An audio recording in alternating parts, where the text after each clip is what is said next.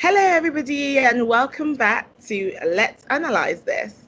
So, today we have a new guest, but before I introduce our new guest, obviously it's me, Talia, back again on your screens, and then it's my lovely co host, Kay. Hello. We have a wonderful new guest with us today. None other than Olajumoke Orishegbone. She is a coach, a young people's coach, and also has a mental health background. So say hello to our viewers. Hello. We also have our lovely, lovely Mr. Bella. Mr. Bella has become one of us. Hello. Welcome back.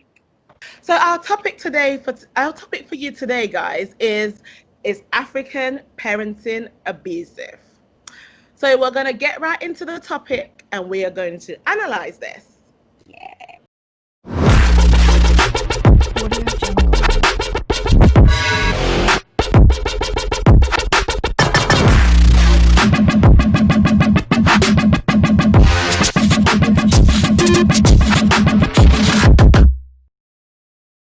So, guys, we're going to be talking about African parenting. I just want to know, I want to get your take on it. Let me go to Kay first, as she is my partner in crime. Kay, what do you think about African parenting? I think that when you say African parenting, you have to be clear on whether you're talking about Africans on the continent or if you're talking about Africans outside of the continent. I think that when you think about Africans on the continent, you can, from personal experience, you can say our methods, or I don't know if I should say our or their, but our methods are quite abusive if you look at them with a magnifying glass. Right. Sometimes you don't even really need to look with a magnifying glass. But yes, I would say, but outside of the continent, I think that we have adapted to, some of us have adapted to the Western way of parenting. So maybe not so much, but I am aware that some people are as well. Mm. That's my initial take on it. I'm going to come to you next, Jimmy, because you are a young people's coach. I presume you have some African kids that you have been coaching. So, what are their thoughts about their parents being Africans? Thank you so much, Talia. From my own take and from the young people that I've coached, there's still some parents, like Kay mentioned, that have not fully adapted. When you look at it from a Western world background, you think, yes, African parenting can be seen as abusive. But there are some parents here who have not completely gone through that, and they are still, I would say, being abusive in the way they raise their kids, because that's how they have been brought up. So Right. there's still some element of that in today. Yes. That's a fair point that you've just made, because I often think that, is it because they don't know better? Because you can only give what you have, and obviously Right. you can't give what you don't have. But let me come to you, Tunde. You know, the world has evolved, especially where parenting is concerned. And we haven't done so badly ourselves. Four of us here were all Africans, and we all went through that harshness that we're speaking about. So do you think that it's a good idea for us to change, to follow the world? Or, you know, being that we haven't done so bad ourselves, what is there to change? In my own opinion, thanks for having me on the show, Tahir. In my own opinion, just to make a little bit of a reference to what Kay said, Africans at home or Africans on the continent. Right. I have to say Africans are Africans everywhere. I think Right. our parenting style a brand. It's just that there's just it tapers off when you're outside the shores of Nigeria. So it's more like the source of the parenting skills in Nigeria, and the farther away you move from Nigeria, the less potent the skills are, but they're still very similar. It's just that that a lot of our parents, that's how they were raised. And when you parenting is a very intricate skill, I'll say. It's sometimes when situations happen, you don't plan for it. No one gives you a manual. So when something happens, you go tribal. You go back to what you know.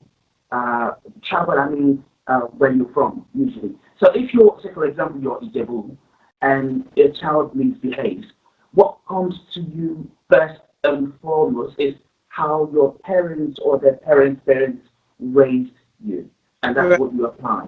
Right. However, with environmental factors having a strong influence, we should be able to adopt our parenting skills to the kind of environment we live in.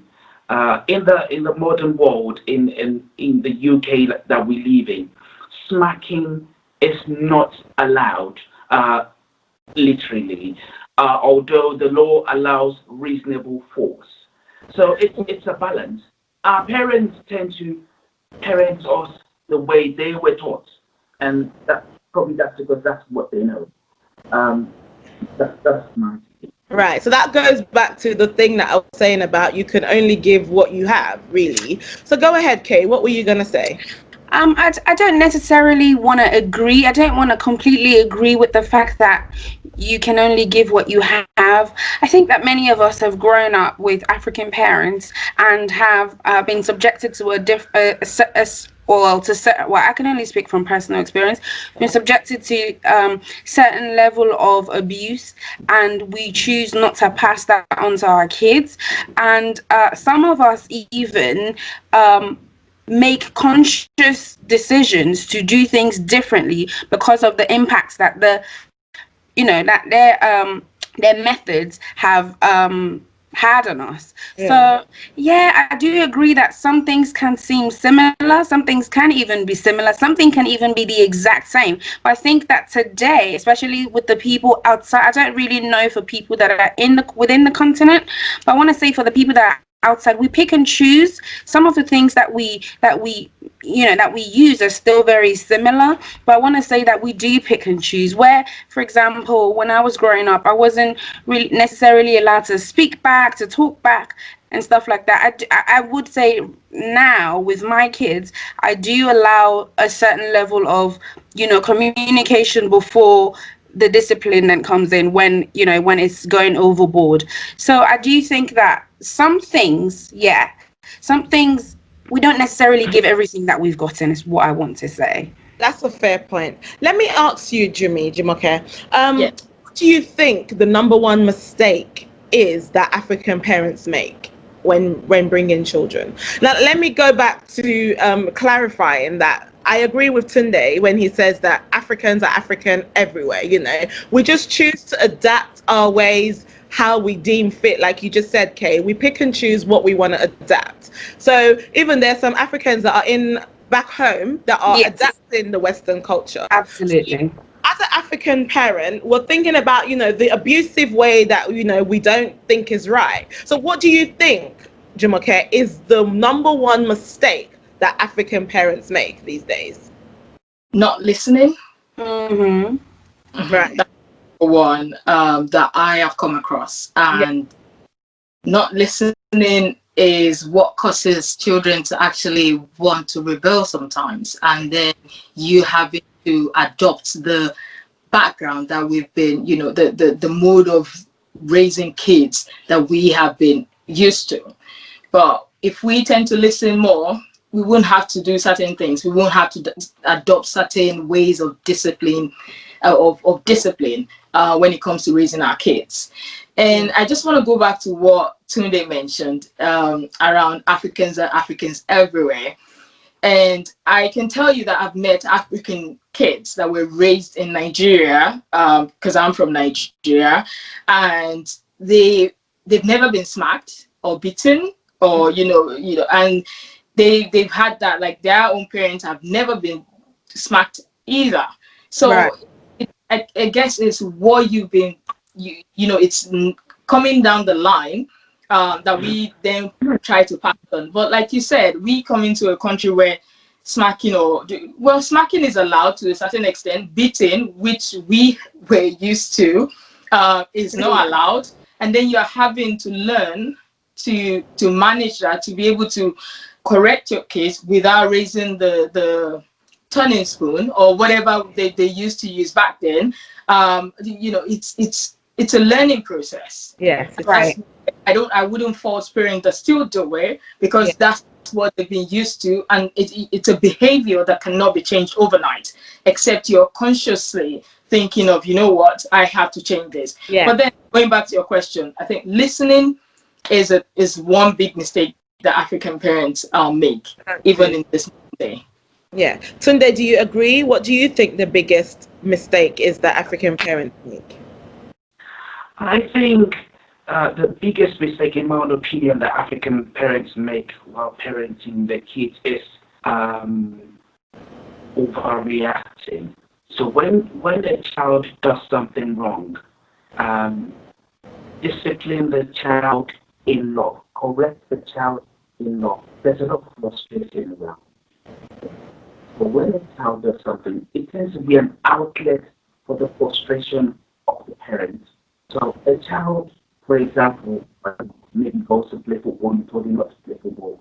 He comes home and you smack the child 60 strokes of the cane, 20 strokes of the cane. How does it measure? It's just, I think sometimes there's a pent-up frustration with the parents, and then they just take it out on the poor child who's done something wrong. There's something I like to add. I said Africans are Africans everywhere we go. Yeah.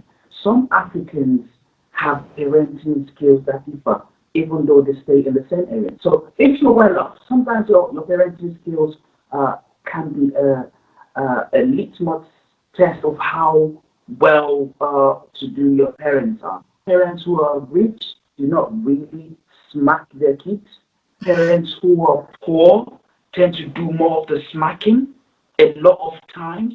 Mm-hmm. The parents who are educated tend to use correction with words, and they tend to use rewards and rainbows. Say, for example, you do well at school, or I'll get you a car if you do well at school. Mm-hmm. Parents who are rich. The child drives his energy towards achieving that. Those are parents who are rich. But a parent who is poor, he's out looking for how to put food on the table and all of that, and then he comes home, and then you're not doing well. Probably sometimes with the studies, you're not doing well with your studies, and I've gone all the way up. Sometimes it's just pent-up frustration, I think.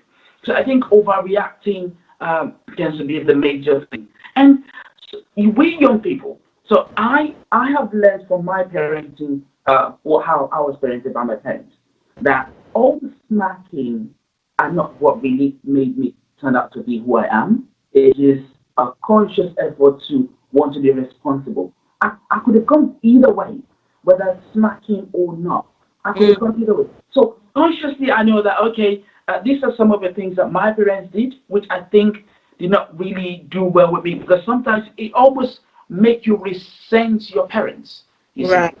So I just try to strike a balance and say, when a child does something, let there be probably like a reward and reinforcement way of managing behaviors with children. And sometimes when you communicate clearly with them, sometimes that works too.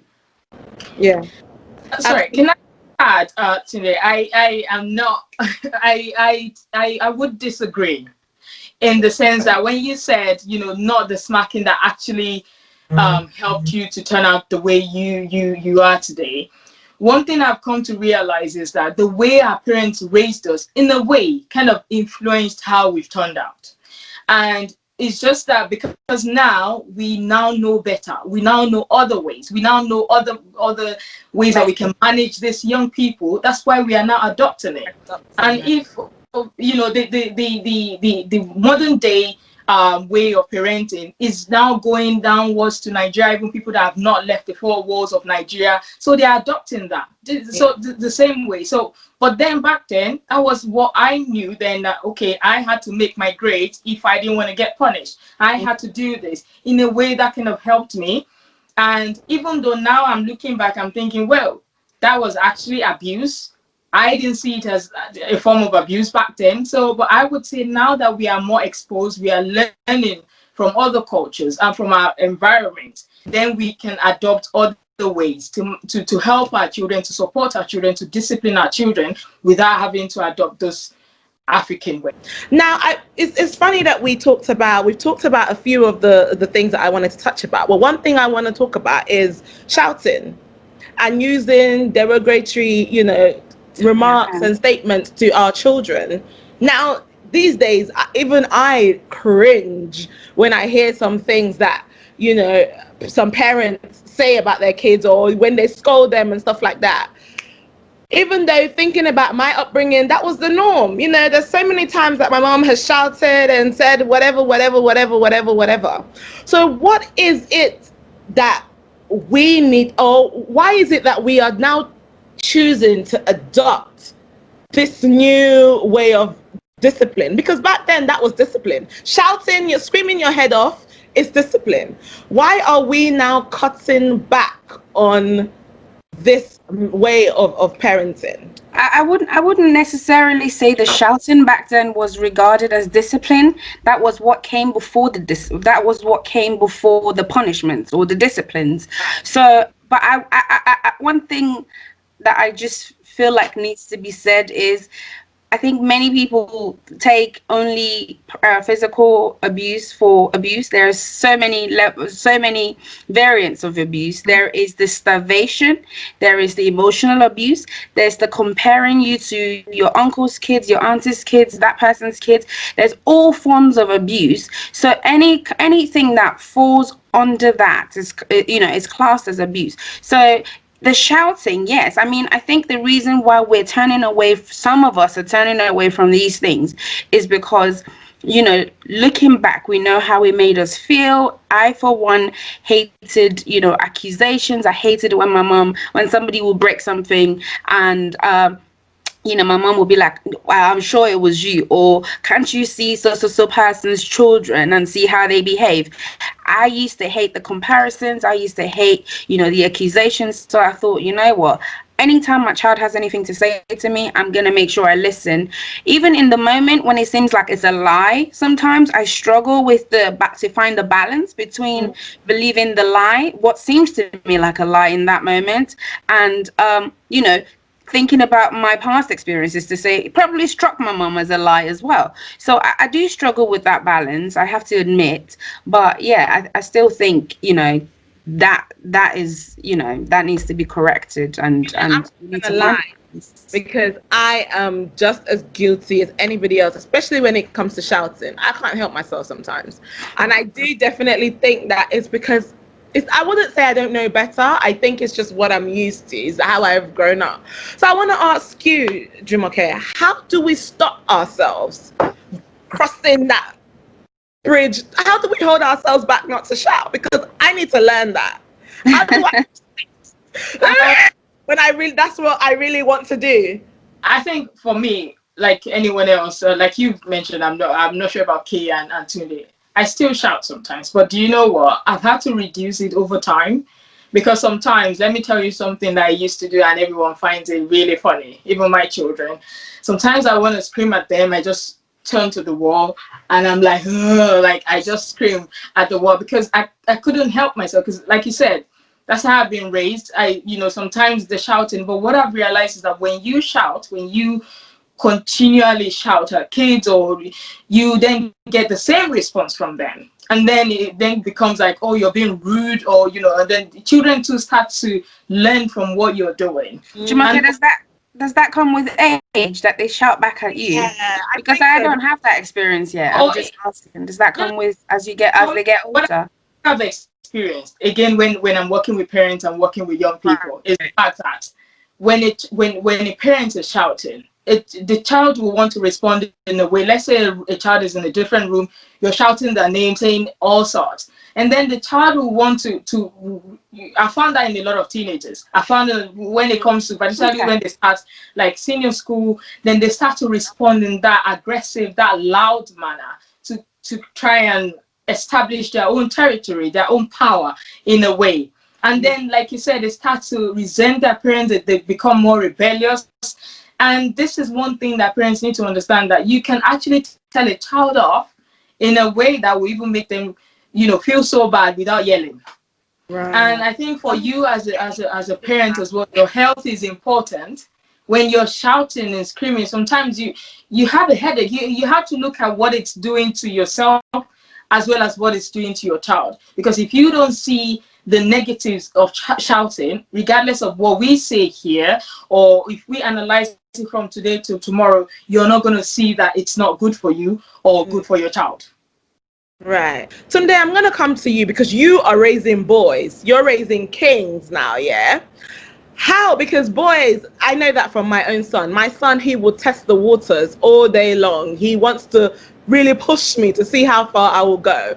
So how do you then control yourself not to lose it? Because sometimes I'm thinking, you know what, boy, when you're 15, me and you are going to be exchanging some blows because we need to establish who the boss is. How do you start from now to establish who the boss is?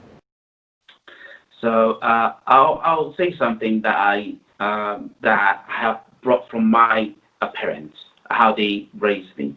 I have got a scar here. It's a reminder of how not to raise my kids. Right. I have got some that keep going in my head that have been said to me, probably trying to correct me and things like that. So that's why I say I'm leaning towards what Kay said a while ago to say there's some things that we don't look at as forms of abuse. So there's some mental damage tends to happen with kids if one is not careful on the words you say to them, things like that. It can affect their self-esteem. So what I do with my boys, we have like I don't shout because I've realized that when you shout, then they just normalize it. That it doesn't make any difference anymore when you shout. So when you shout all the time, you're like, oh yeah, she's now or he's going to shout. So there are times that I talk really slowly and clearly, and I am meaning what I am saying, and I ask if you understand what I am saying. So when I'm really emphasizing, I would say, oh, okay, what have we done wrong? Then I try to ensure that there's a reward system and there's a repercussion when you do something wrong. Say, for example, you want to go, you want a scooter or you want a bicycle. Okay, if you do this, I give them okay, if you do this periodically, then you'll get it. So they try to work. Sometimes you say, okay, for us to go to the park, you have to get up in the morning, get yourself washed and ready and all of that. And they know that, okay, for them to do that, they have to do this. Sometimes I say, oh, you have to read 5 books to get this. So it's just a way of rewarding good deeds. So when they do things that are wrong as well, I try to let you know that there's a repercussion for this kinds of behavior. Yeah. Sometimes I pull the ear to say, this is a warning. I do very last warning, final warning, very final warning, a lot of sometimes I do a lot of warnings. It's just to say that with my little one, he pushes the boundary a lot more. And sometimes I say, if you do this again, you would not have this. I'll take this briefly. Sometimes I say, you don't watch the telly, and they like to watch the telly sometimes. So, those are things those are more things that have more impact than you just lashing out on them. Sometimes I pull the ear. Sometimes I smack the bum. But it's just that when you're doing it, you're doing it with reason. You're saying, this is why this is happening. This is not acceptable. This is not a good behavior. Sometimes when they play roughly. Sometimes they hit. I'm like, this is not good behavior. It is wrong. Do you know why this is wrong? Just clearly explaining what is acceptable and what is not. And sometimes you just allow them. Okay, especially when it has to do with their things that concern them. Say, for example, you want to have a drink and you want water or you don't want squash. I allow you them once. Sometimes if it's something you want to wear, sometimes I suggest that, oh, it's warm today. Why not wear something short? So, Daddy, I want to wear. Those are persons that are like, okay, it is your territory. So I try to reinforce some sort of confidence in them to say, this is what I want. And then but sometimes I say, oh, what you want is not really right. They like to wear socks in the house. Even when it's warm, I'm like, you don't need to. They're like, oh no, my feet feel cold. They're like, okay. Sometimes I say, okay, if you get this off, you can come out in the garden. And oh, okay. sometimes they agree, sometimes they don't. But I try to make sure you're not pushing and making decisions for them all the time. You know, so because I believe that what you want to do with your kids is ensure that they can make the right decision for themselves when you're not there. You know, and if you don't empower them to make decisions for themselves gradually, waiting for someone to tell them what to do all the time, you know. So I just think it's all about a balance. You know, when they do good, encourage them. When they don't do good, tell them why it is not acceptable. And I think, if I may add, I think where boundaries are set in advance, it's easy to manage when you manage the children's expectation, because you know, and I think, was it Tuni that mentioned, it sometimes overreacting. So it's like maybe a child spills a drink and you say you cannot watch TV, or a child spills a drink and you say your friends cannot come over. The consequence has to match. It has to match the actions, right? What they've done wrong. So that you're not overreacting. When you know that, okay, if you don't do this, you're not doing that. So when you actually put that consequence in place, they wouldn't say, oh, but you didn't tell us before. So those things have to be in place. And for every child, like I say to parents, is that every day a child wants to be nurtured and they want to exert power. When you understand that, you know, at a point in time, if you look at our kids, sometimes they want to prove that, okay, I have some sense of control, element of control in their day, and as well as they want to be nurtured. You might think, is that not the child that was saying, oh, this and that just now and just wants that cuddle?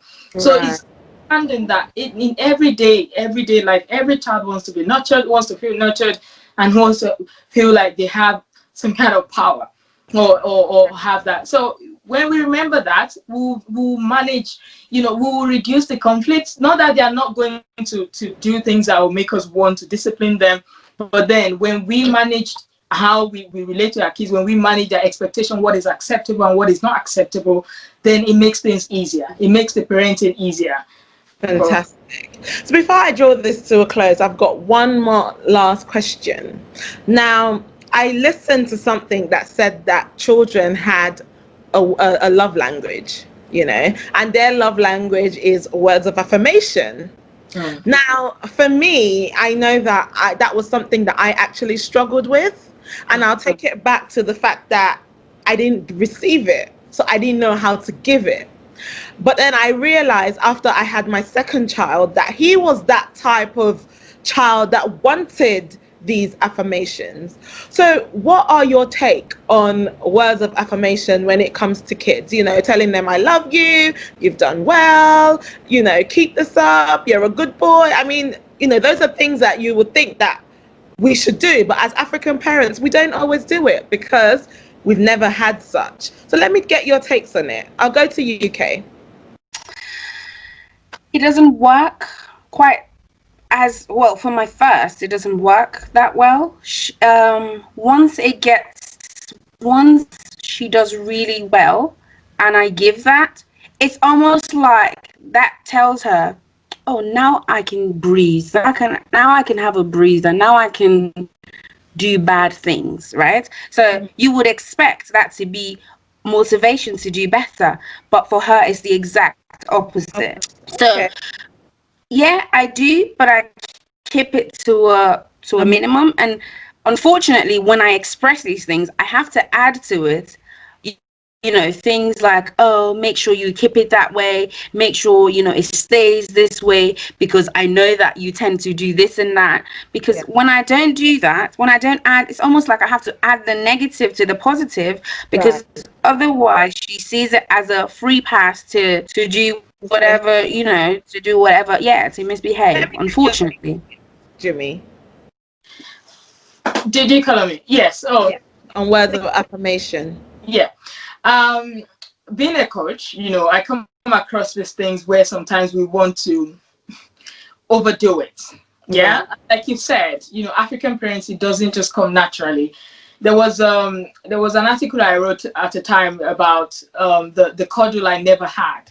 And it was more about some of the things that we were not used to, all these kisses, all these cuddles, all this, you know, I'm not used to it. So for me, I had to learn. And I think, like Kay said, with my first, for him is more like, I would say, oh, well done, you can do it. Though we do like reflection every evening, we do like all these affirmation things, but again, is knowing that you're not overpraising them or over saying, oh yeah, you've done really well, like exaggerating things. Is knowing where to keep the boundaries. With my second, she would crave it, like, oh, look at this, she can show you the same thing 100. Yes. So that kind of thing. And I say to my husband, I'm like, you know what, there has to be a balance. So there are some things that she will show to me and I'm like, oh, well done. I'm not going to dwell on it. Because there's sometimes we as parents as well, we need to know when not to overpraise them in a way. Like, if there's a word like that, but to kind of feed on so many things that we shouldn't be feeding on, if that makes sense. So we need to understand that, but it's good, but don't force it. That sometimes I will do something to my daughter, like, Mom, is everything okay? Like, she will think, because she will know. So these children as well, they see. So we need to know when not to do it too much. Right. And just, if there are things that we need them for, please let's do so. If there are things that, just normal things that is expected, we shouldn't then start saying, oh, well done, you're doing amazing, Yeah, so we need to know the balance and yeah, keep to it. What about you, Tunde? Why we round up? So in my own situation, my first child, Casey, he likes affirmation and praises and things like that. He's always constructing things, and he likes to make things, cut things up and design things and all of that. So when I realize he likes to be praised, when he does well, I do praise him. But there's a line where I try to say, okay, tell me why I should praise you. Tell me how this works. You can't just do something and say, oh, Dad, do you think this is nice? Okay, tell me how it works. There was the time he brought an idea and he created some stuff and say, it's a mold machine. Like, okay, so how does it work? And I say, oh, in the future, that you just make more of anything. You put it through and then you replicate it. I go, oh, okay, that's a good idea. Yeah, I like that because I can relate to it. I don't just say well done for well done. Say you have to tell me why what you've done is really unique, or what's that special thing about what you've done. Not relegating your effort. Effort is good, but effort has to be commensurate with relevance. What have you done? Is it relevant? What can we use it for? What is the use? And the little one as well likes to copy what the Jojo likes to copy what he does. He's not really he's almost very independent. He like, don't tell me what to do, especially him and Casey. Don't tell me what to do. But I just try to ensure that when I'm praising you because more like you earn it. You earn the praise in a way. So fantastic. So during this conversation to a close, I think we have touched on, African parents. I hope no one's offended by this. It's not to offend anybody. It's just so that we can all learn and improve. I, for one, have picked up a few things that I'll definitely be putting into practice. So we have come to the end of this segment. Thank you very much for watching. If you have enjoyed this conversation, please give it a thumbs up. Make sure that you share with your friends and family. Again, it is just so that we all pick up a few tips here and there so that we can do better. Make sure that you subscribe to our channel if you haven't subscribed. And if you are a loyal follower, thank you very much for keeping it locked here. We will bring you more and interesting topics over the next few weeks. Thank you very much for watching. Thank you to Jumi. Thank you to Tunde for joining us. Until next time, same place, same time. Thank you. Bye-bye.